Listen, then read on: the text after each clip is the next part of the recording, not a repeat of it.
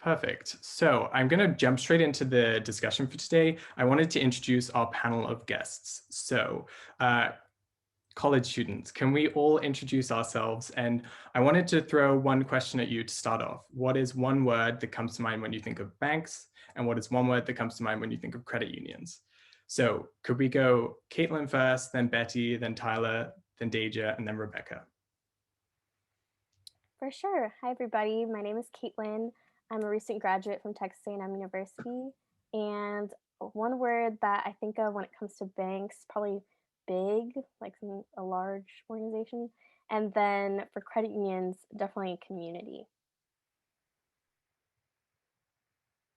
Hi everyone, my name is Betty. I'm a recent graduate from Cornell University, and um, I have to agree with Caitlin with the word big. But if I were to pick a different word, I guess like just being like intimidating because they're just like big institutions. And then for credit unions, I think I would pick the word obscure just because I honestly didn't hear about credit unions until like this year.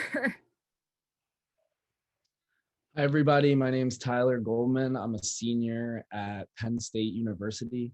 When I think of banks, I tend to think of interest and interest charges. That's sort of the first thing that comes to mind. In terms of credit unions, I'd say the first thing that comes to mind is members, knowing that you're a member of that institution, and it's has more of a team feel than a bank is kind of more isolated in that way.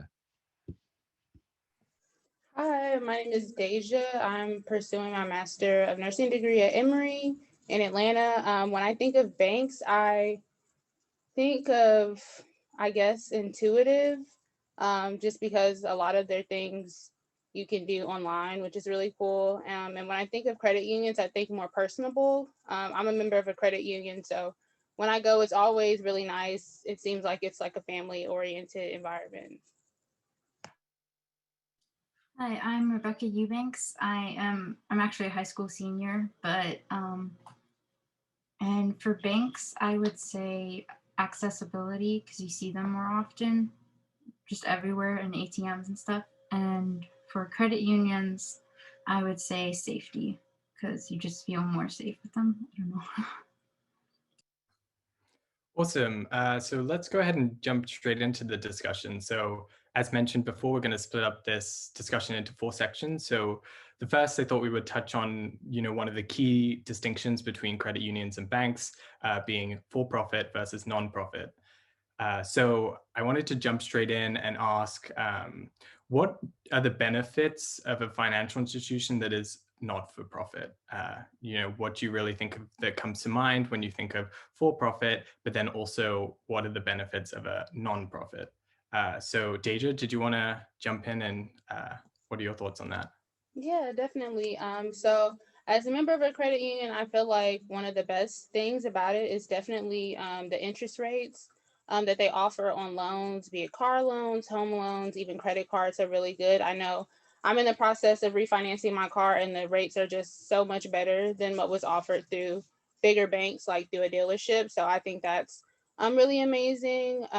They also have a lot of scholarships for high school students and college students. I know when I was in college, I was able to get a $500 scholarship through my credit union, which banks do offer them, but it's like a million people literally are applying for them. And it doesn't seem very accessible or like you can win it. But when it's in your community, it's really like you know that you have a chance to win. And then it's just awesome the resources that they give you when you do win scholarships like that. And then also, the education, yes. So I know at the particular credit union that I bank with, they offer a first time home buyer assistance program where if you take classes through them, they'll give you a significant portion of the down payment on your first home if it's within the city of Atlanta borders, since that's where the bank is, and they'll help you also with getting a loan on the house. So I think there's a lot of education programs and just a lot of really great things that credit unions offer to the members of their community. Awesome. Caitlin, did you have any thoughts on, the benefits of not for profit over for profit? Yeah, for sure. My experience is very similar to Deja as well because I'm very fortunate to be a member of a credit union as well in Texas, based because my parents are members, honestly. But it's definitely more rare because most people our age just bank with big banks, and I just think that credit unions are, like you said, more personalized and understand personal situations, but also to take a different route. Literally, the charitable donations that are made by credit unions in our communities is crazy. Like my in particular, I'm from Texas, so whenever Hurricane Harvey hit, which I'm sure I don't know if you guys remember, it was devastating to the city of Houston. So we got so much charitable donations from credit unions. They all kind of pitched in together to donate money to help fix people's houses, and I'm sure they helped people get through that process much more than a bigger bank would. But so I mean, they're kind of there whenever like life happens in that situation of like where there's no control. So that's something I really really enjoy about them. I thought it would be interesting to see if any of our college students thought of benefits to having a for-profit institution, like a big bank, let's say. So Tyler, did you have any ideas of like what the benefits of a for-profit institution would be? Yeah, for sure. So, in my eyes, I think corporate social responsibility is really important. And by that, I mean corporations and companies using their profits and their access to finances to better society as a whole. And I think, at least in my experience, being with a credit union in high school and now being with a bank in college, the accessibility to technology that banks can offer is undoubtedly superior. The applications on the phone, the mobile banking is definitely much easier for everybody, but I would say even more for the average person with the normal finance understanding. Being able to really easily access my accounts, transfer money. I know with my bank, they have a really impressive voice recognition technology. So all of that, I think, is definitely, there's a little bit of an advantage to the banks. And Deja, I know you're with a credit union currently, but in your eyes, would you see any benefits of siding with a for-profit institution? I know you haven't personally, but maybe it would be interesting to hear your thoughts on that. Yeah, so definitely I do bank with a credit union, but most of anytime I get paid, it does go to my regular bank, just because of how Tyler said, the technology, like I can have it access at my fingertips. Sometimes I get checks. I can easily take a picture of a check on my phone, and now I don't have to go to the bank. So the technology is amazing. And I think also as a student, the credit cards with the cashback rewards, or they're partnered with different organizations like Walmart, Target, Amazon, to get credits or gift cards. I mean, it's just unmatched. Some of the rewards that you can get, which aren't really offered through the credit cards that are at credit unions. So the technology 100%, and then the rewards that you're able to get are a lot better for me at bigger banks. And I guess one of the main things about credit unions is, giving back to the community. And obviously, as Gen Z, we care a lot about the social impact of the companies that we work with and invest in. So, Rebecca, I'd love to hear what your thoughts on if you think credit unions have an inherent advantage when it comes to sort of bringing on younger clients, given that they're already giving back to the community and they're sort of hitting the social impact. Is social impact something that young people really care about in your eyes?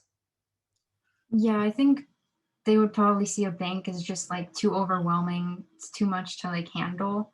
And like credit unions just seem more like they could explain it better to you and stuff like that. I don't know. And Caitlin, did you have any thoughts as well on like credit unions having sort of an inherent advantage uh, in terms of like social impact?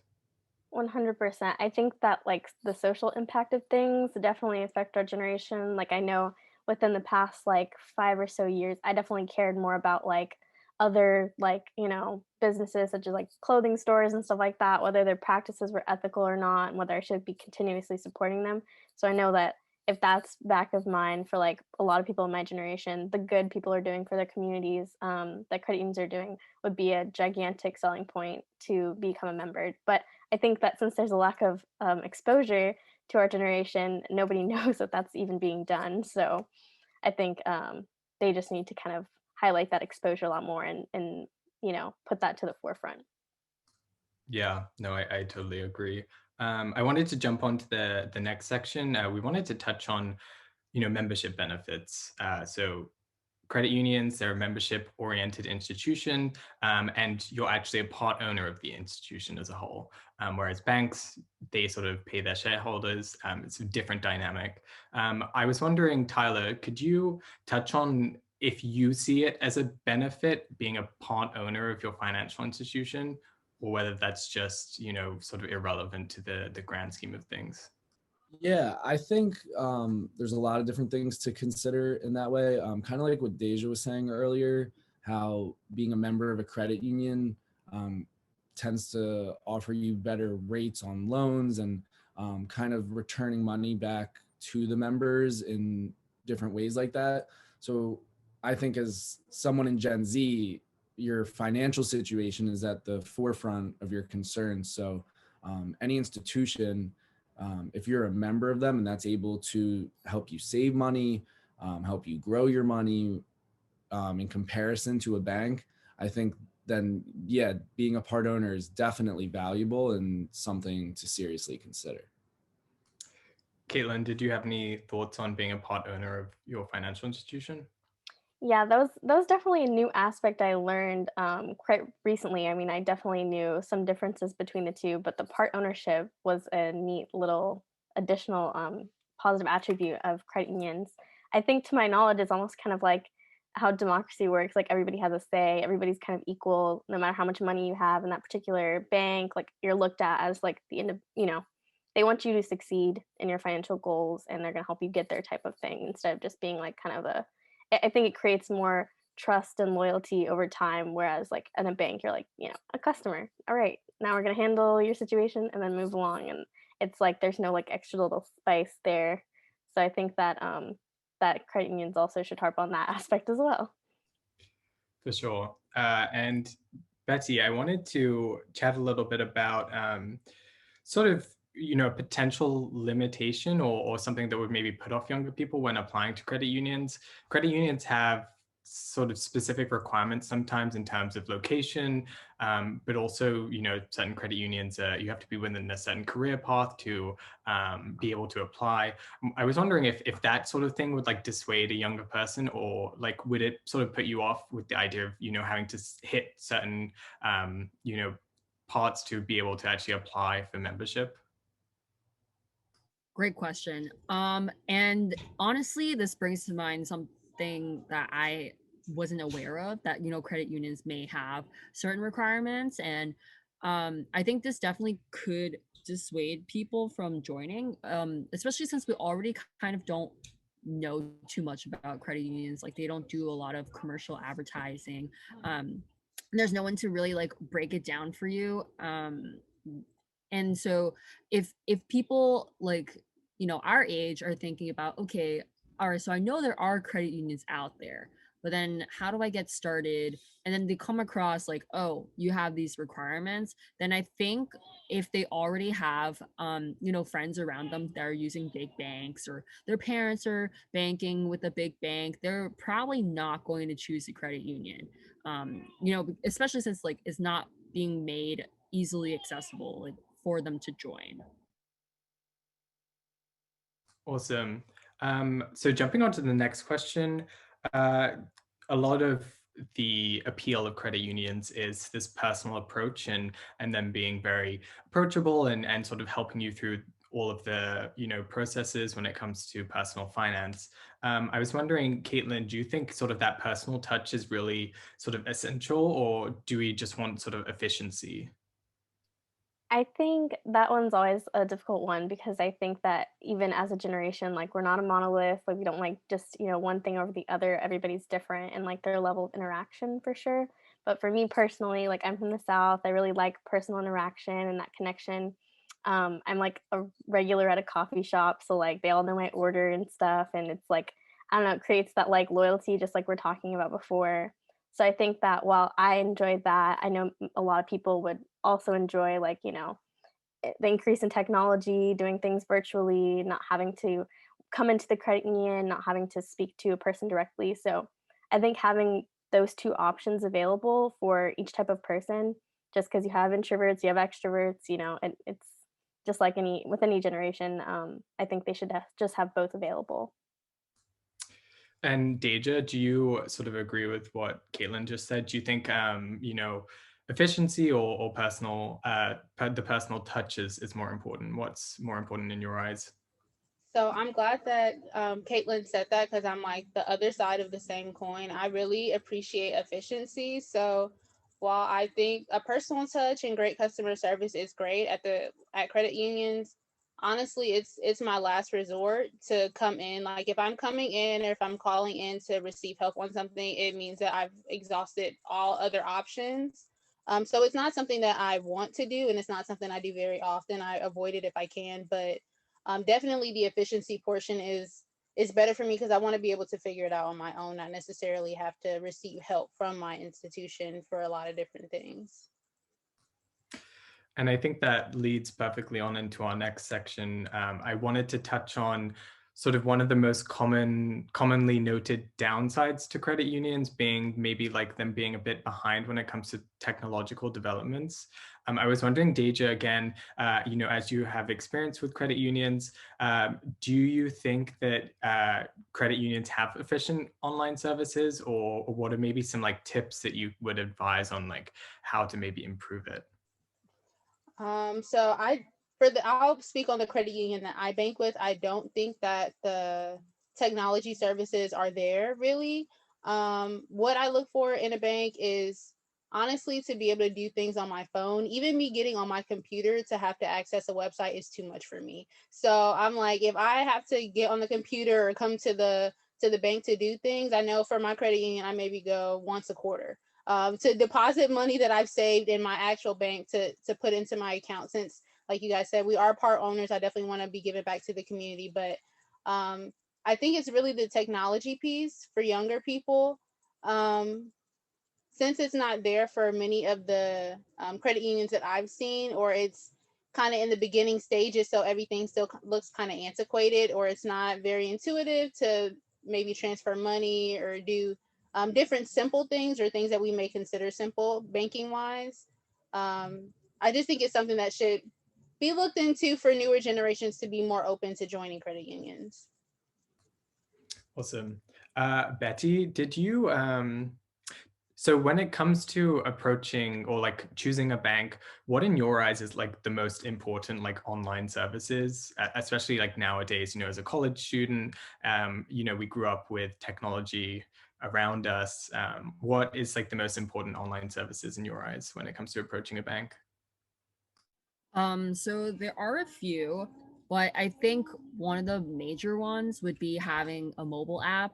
Like if this bank doesn't have a mobile app, that's already kind of a pretty big um downside. Like Deja said, a lot of us are on our phones, and for me, I'm also someone who doesn't really open my laptop that often. Like if I'm out of school, like usually on my breaks or whatever, I don't have schoolwork or anything, I don't open my laptop probably for like a month. If that's how long the break is, that's how long I won't be having my laptop cracked open.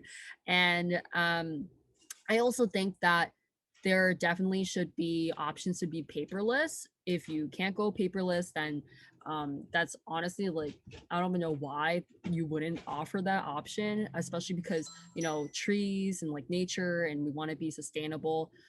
So there's that. And then I think third would be being able to see the breakdown clearly of what credit cards you offer, and just having everything look very like nice and aesthetic. Everything looks really pretty, but then the breakdown is also clear, and that you can apply for your credit card like right then and there online, and they'll get back to you like ASAP, maybe within like the first 24 hours, like telling you whether you got the card or you didn't get the card, things like that. Awesome.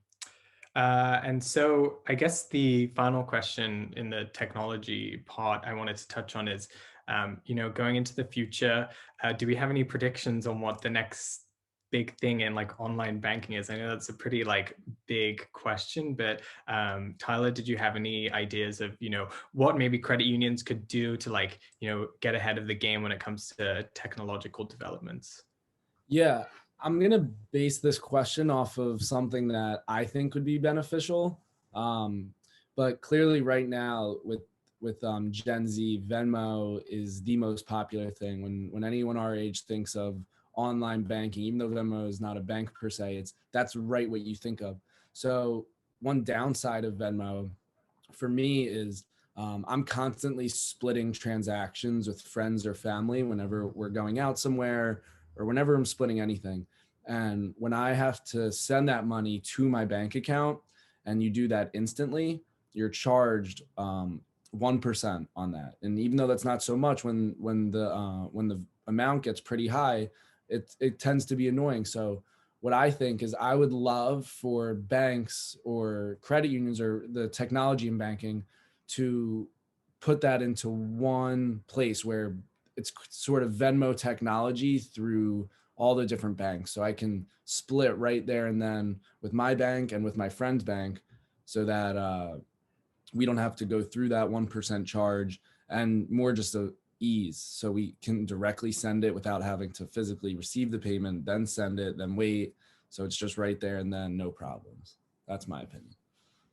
Awesome. We had a question come in during that saying Zelle. Does anybody know what Zelle is? Caitlin, do you know what it is? You look like you do. Yeah, no, it's because a while back when I was in school as well, I had a Wells Fargo account as well, similar to Deja, just having it on the sides, but just for ease and because they have ATMs and such like that. So then they had Zelle integrated with their mobile banking app, and it was pretty easy. It's very similar to Venmo, Tyler, like you said, but it's not completely. Sometimes it takes a minute, but like you can send it, but you have to have another person that also has Zelle as well. So sometimes that can be a little iffy, but it is something that's super convenient. And to go off of like what Tyler was saying, I think that's a good idea. But also, I think a lot of credit unions right now, or at least some, may be doing like the SMS, like texting mobile bank, you know what I mean? Like over text. And while that's good, I think like a better idea could be to like mimic on websites when you go there and there's like a little person like live to help you and chat, like if there's like a representative that like you can message on like a mobile banking app that wasn't a robot, like was an actual person to like help you if you needed anything. And so it doesn't have to be like a face-to-face interaction, and it doesn't have to be something that you have to, like Deja said, like go out of your way and get in your car and drive somewhere, and if it was simple. And I think that's what our generation wants, is just simple and effective. So that could be a cool idea. Awesome. So jumping to the next section. So awareness. We at Zogo actually did a survey recently with Duke University, and we found out that over 76% of students didn't even know what a credit union was, which kind of like blows my mind. But I think one of the things that us at Zogo want to do is like get young people on board with credit unions and get them engaged and really start the discussion there. So Rebecca, I wanted to throw a question at you. Do you think young people know about credit unions? Do you think they're like more likely to just side with banks because they just really don't know what a credit union is? And do you know what a credit union is? Yeah, so many people I know just know about banks and they just go straight to banks. I do know about credit unions because I've taken many personal finance classes, but yeah, it just seems more safe to stay with a bank just because you know that your money is secure there and it's like backed up like to a certain amount. And yeah. Yeah, and I think friends follow friends, families follow families. So if everybody's siding with banks, it can sort of be hard for credit unions to, get in there. But I will say one thing here at Zogo, we partner with our credit unions and we give them an amazing platform that speaks directly to Gen Z, and it can be the perfect way of, getting that one family member off the bank bandwagon and getting them on the credit union bandwagon, and then you'll see where it goes from there. So next question, I wanted to say that well, actually, Deja, I wanted to throw this to you because you mentioned this before, but you said you switched from banks to credit unions or like back and forth. What do you think, in your eyes, would be the reason to sort of switch from a bank to a credit union? Um, I think probably the main reason to switch from a bank to a credit union as a young adult right now is just for lower rates on things. I know that even a lot of people are just starting out credit wise. So when you get things, even though you don't have a super high interest rate, your interest rate is not the lowest, since you don't have a solid credit history just yet. But I know with credit unions, for example, I've had an account since I was in high school. So, and then my mother is a member as well. So they kind of have a history with my family. So, with refinancing my car, for example, which is what I'm going through right now, they're willing to offer me like the lowest interest rate possible because I don't have a solid credit history because I don't have a lot of credit, but I do have a history with the bank and they know me as a person. So the managers are willing to work a lot more with you. So I think in that sense, because it's so personable and you get to know the people, because it's only so many people that bank with particular credit unions, it's really good for anything credit wise because you can get really low rates. And Tyler, did you have any ideas why, or like what would prompt, a young person to sort of switch from a credit union to a bank or vice versa? I think the most prominent factor, kind of like what we've been saying this whole time, is the lower rates and the ability to possibly save money with credit unions is one factor that will make someone switch right away. I'm in a situation where my father actually works for a bank, so that is my bank. But as I start my career next year and I'm on my own completely, if a credit union was giving me the option to save money, there's no doubt in my mind that I would be willing to switch over. Awesome. And Caitlin, so final question for today's discussion. What would you advise to credit unions on how to sort of shed light on their function? What do you think would be the best ways about going, getting younger generations to start researching what credit unions are, looking into memberships? How do we navigate that going forwards? I guess because obviously, a lot of credit unions, I'm assuming are relying on like kind of what me and Deja experienced of like having our parents like set up accounts for us and stuff like that. But I think we're kind of rare situations of that happening. Like I don't truly know any of my friends that also have accounts with credit unions or know what credit unions do.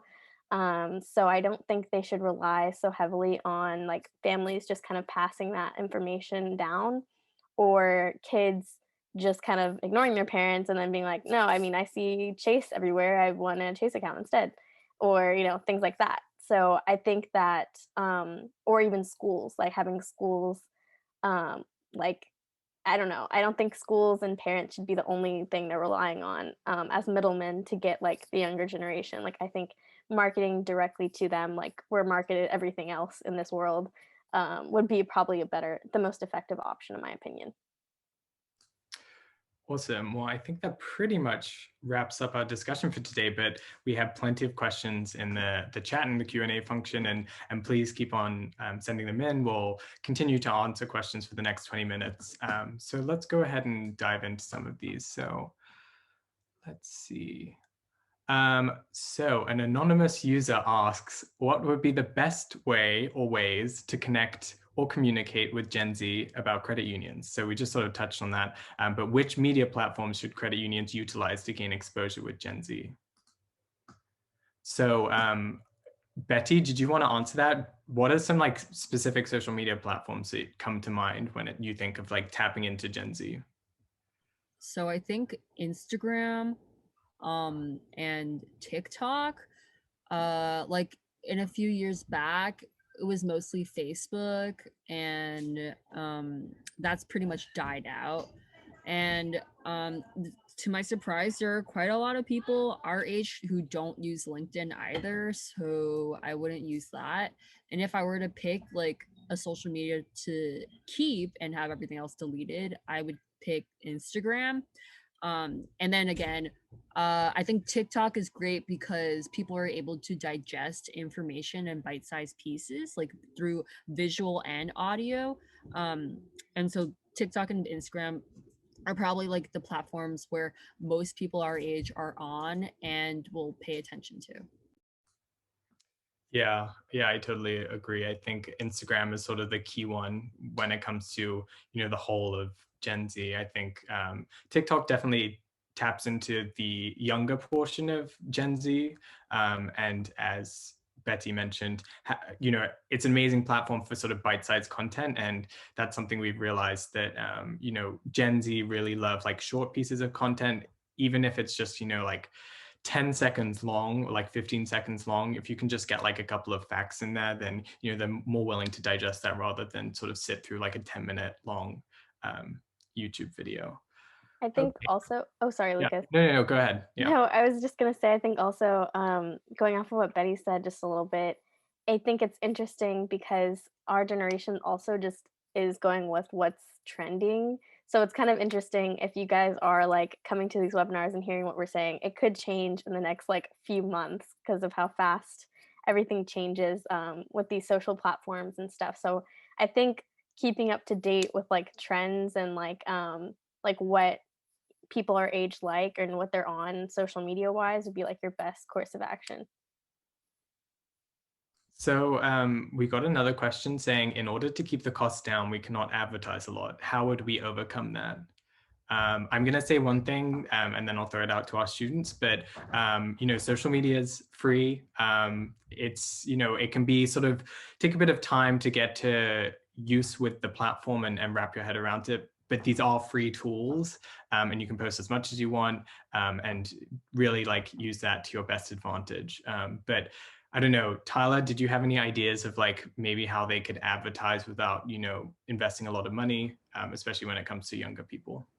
I completely agree with what you said, how social media is kind of the clear winner there. The one thing I would say, kind of in a little bit of disagreement with Betty, is that I personally use LinkedIn all the time. And I'm also a business major, and everyone I know in the business school is constantly on LinkedIn. And on LinkedIn, there's a messaging feature, and you'll see all the time getting sponsored messages, which can be a turnoff sometimes, but I think with the right heading, I am more inclined to read that message. So a promoted LinkedIn message that had a catchy heading with some information, learn more about your credit union, get some free money, something along those lines, I think would definitely increase engagement with our generation. Tyler, I know where you're coming from, but I'm also like not in finance either. And I definitely have noticed like people who are in business, finance and like hotel administration, they're definitely more about networking and being on LinkedIn. But me being a humanities major, and I've met people who are nursing or they're going to the military and things like that. Like they absolutely don't even have an account, or maybe they made one and they just never use it. So there's two different spectrums of the people who use it. And I think people in your demographic, like they're definitely more wiser and more well read on banking in general. And if you want to reach out to audiences that are totally not aware and they don't have a lot of knowledge, I think LinkedIn's not a good place to start. Yeah, that's a great point. That is Really, a great, completely agree. really quick, Lucas, I just saw somebody, another anonymous, ask if Twitter was out. I just don't think it's a great like ad platform or anything like that. People normally just scroll on Twitter just to see funny things. So personally, I don't ever look at ads on Twitter. So I think you'd be right to think that.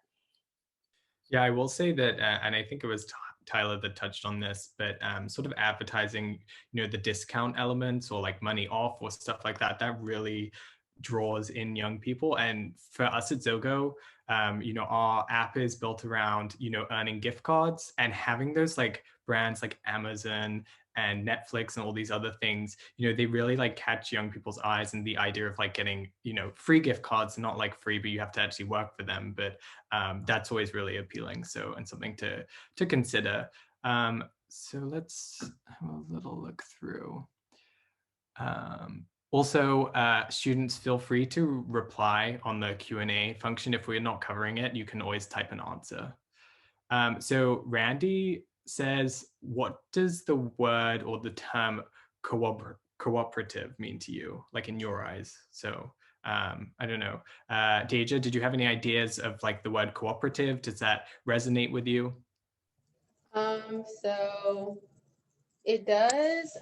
As far as with credit unions, it doesn't as much. I'll say what it means to me is just being able to work together to accomplish a common goal. For me personally, although I'm a member of a credit union, I'm not super involved with the community aspect of it outside of when I applied for a scholarship. So being cooperative with my credit union is not something that I'm super familiar with, but I know that it is an aspect for certain people.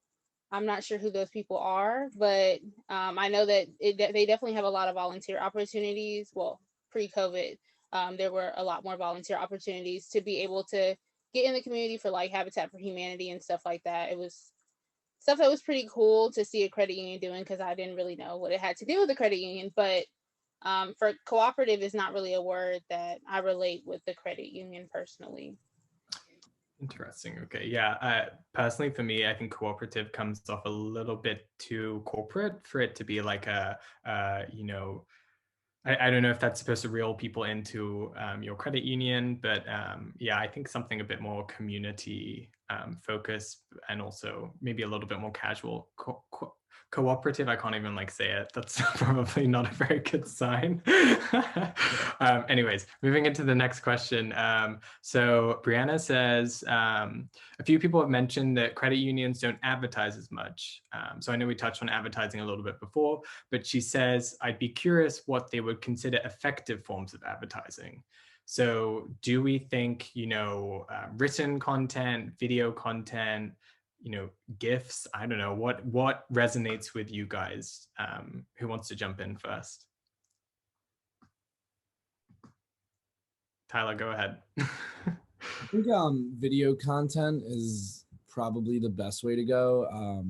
I mean, thinking of TikTok and how you were saying, Lucas, there's really short videos that fit in a lot of information. I know from being on TikTok that there's a ton of pages that are informative pages about investing, about banking, and stuff of that nature. So a credit union TikTok per se, or some form of video that has quick, short facts, and that, like we were saying earlier, that start with keep watching to learn how you can get a free reward or save some money, will definitely draw an interest. And that short video nature, I think, is incredibly important. I agree with Tyler. Definitely having that like short, simple way of communicating something that's really important to our generation. It's kind of interesting because I actually took a psych class where it was talking, kind of harping on the fact that our generation doesn't have that long of an attention span, and I've definitely caught myself like doing multiple things at once, like on my phone, also watching something on my laptop and all that kind of stuff. So really capturing people's attention quickly, I think, is important. Not having really long, 15-minute like lectures on something or how to start up an account with whatever. So that's a good idea. And I just wanted to put in one little thing. I know that this is more of an expensive way of doing it, but I feel like you can do it through the internet as well.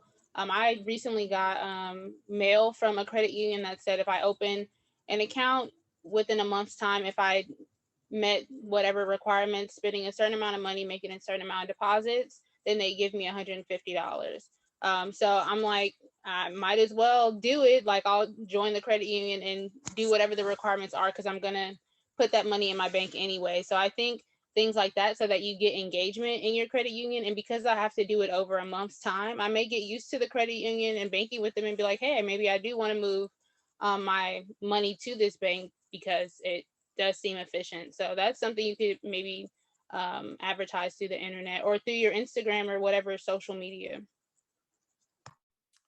Awesome. Yeah, I also just wanted to add one more thing about advertising. If you have a young person on your team, no matter like where they're at in the company or what their role is, always keep them in the loop of like marketing efforts, because they're probably the best person who will know about like what's popular right now, even in terms of just, like memes. Like I'm sure you'll all be familiar with the word meme. But like that can be a great way, like posting that on a credit union would be like very amusing to me and like very unusual, but like also draw my attention. So you also, for instance, you get like more traditional companies now setting up TikTok accounts, and they're sort of like poking fun at their business and stuff like that, and it's like going basically viral on TikTok, and it's really interesting to see. So yeah, I would say always like involve your younger members of the staff in the marketing process, and always like get them on board and ask them, like what's really popular right now, what happened in the last month, like what are people really engaging with, and that can be a great way going forwards. Right, so let's see.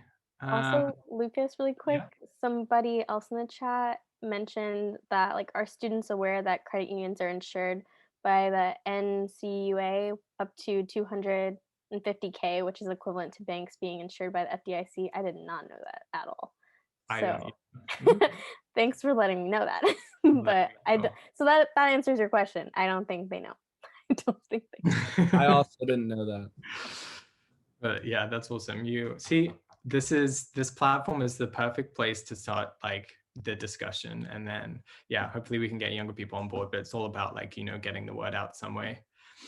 Awesome. Okay, let's jump into another question. Also with the having ads and stuff, like with TikTok and stuff like that, I know that Instagram also has the reels, and people more watch the shorter ones, even though you can do up to 30 seconds. With the 10-second ones, like they'll put your stuff more up if people are watching it. And yeah, because I've been trying to start a business on there, and people never watch the 30 seconds. So yeah, interesting. Yeah, don't like max out the time, I guess. Try and keep it short and bite-sized, and suitable for the Gen Z attention span. Sadly. Okay, let's jump into another one. Let's see. So Randy asks, how important is the fact that when you bank at a credit union, you are an owner, not paying out dividends to outside investors? So we sort of touched on this in this discussion, this idea of being a part owner. I was wondering, Tyler, do you maybe want to like touch on that, like the idea of not paying out dividends to outside investors? Honestly, that factor isn't really something that ever came to mind to me as a benefit per se. I think that not paying dividends to outside people would definitely be an advantage in returning money to myself as a member if I was a member of that credit union. But I think of it as like being a member of a credit union is almost as if you're investing in it. So kind of similar to how you invest in a bank, but I don't think that's something that comes off the top of my head as like, that's the reason why I'm going to go join a credit union. So I wanted to touch on another question from Randy that says, is the concept of a credit union something that fits into Gen Z interests in social causes? Yes, we also like touched on that earlier, but I wanted to expand on that a little bit further. And like, in terms of these social causes we're like really invested in, as Betty touched on, like being environmentally aware is super big for young people. So even if this means like credit unions partnering with charities that focus on these sort of things, and also like Black Lives Matter, lots of other like social causes, but I think keep it relevant, keep it to like what's going on in the news and what young people are really engaging with. And a great way to go about that is keeping up on TikTok and Instagram and following they have a lot of pages on TikTok and Instagram that are run by young people, but like focus on sort of the news articles that we really like resonate with. And yeah, just keep an eye on like when we actually take to the streets and go out and protest, like what are we protesting for? And maybe like you can partake in that. And then like young people will really be like interested in the credit unions. They'll be like, oh, they really care about the stuff that we care about.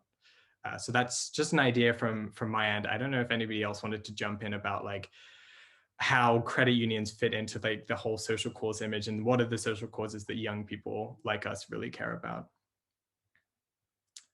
Anyone? Well, I think taking you kind of explained a lot of just like in a sense what we care about for sure, but also like taking it further, and we know how they benefit the communities, but like I guess expanding upon like what they do for their communities, like having, more charitable aspects to them, like, knowing, asking the members what, they care about in that regard of like what they need help with. Cause I'm sure per community, everybody has different, situations, different needs. Like Houston, for example, we have a lot of flood relief needed, unfortunately. And, other places I'm sure have different causes they want to attribute to. So within their own communities and not just as a whole of the country. So I think since credit unions are a very community based, like centered thing, they should definitely care about those other like social movements that are out there, but also harp hardly on like these things going on within their own communities as well. Yeah, just to add to that, to give an example, I know at my credit union, homelessness is an issue that's really big in Atlanta. So they partnered with, I believe it's either Meals on Wheels or there's another food-based organization in Atlanta that caters to people without homes. So they had a canned food drive at the banking location, so you could come in and drop your canned food things off. I believe there was like some kind of incentive if you donated so many cans or something like that. Unfortunately, I was not a part of that promotion, but I know that they did because they sent out an email that let us know that they were able to get a lot of food that they were able to donate to homeless shelters and to other people and things like that. So I think if being able to partner with people, I'm not sure if you have to pay for stuff like that or if they just want the free promo of doing good things. So I say definitely look into things like that to get the community involved. Awesome. And I guess the final question for today, Leslie asks, what is everyone's thoughts on staying with the credit union after the promotional period is over? So I guess from my perspective, you can use the promotion to like pull them in, catch their eyes. But I think, once they're in and they start to see the actual benefits of being with a credit union, it will sort of speak for itself and they'll sort of stay. I don't know, Caitlin, did you have any ideas?